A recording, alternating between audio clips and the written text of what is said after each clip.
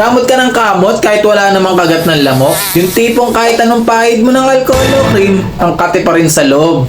Kung madalas mangyari sa ito, lalo na sa gabi, huwag mong balewalain. Baka hindi yan simpleng allergy lang. Baka signal na yan na hirap na ang kidney mong ilabas ang lason sa dugo mo. Ang problema kasi, kapag mahina na ang kidney, naiipon sa katawan mo ang tinatawag na phosphorus. Itong dumi na to kumakapit sa ilalim ng balat mo, kaya pakiramdam mo may mga tumutusok-tusok sa loob.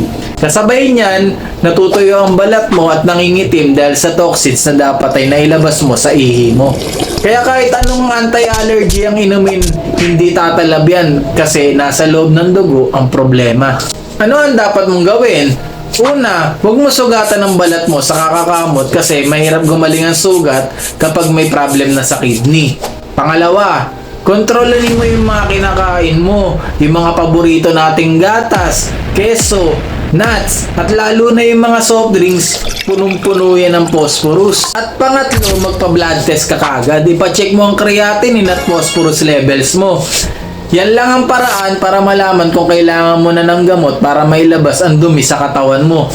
At kung gagamit ka naman ng lotion ay yung mga hypoallergenic para hindi lalong mabugbog ang balat mo. Tandaan mo, ang balat mo ay parang salamin ang nasa loob ng katawan mo. Kapag makati ang labas, baka marumi na ang loob. Huwag mong deadmahin ang kate.